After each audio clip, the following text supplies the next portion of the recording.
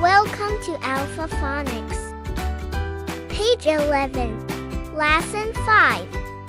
In Lesson 5, we expand our spelling families. Note that the as-has spelling family, we have the word was. That in the as-has spelling family, we have the word was.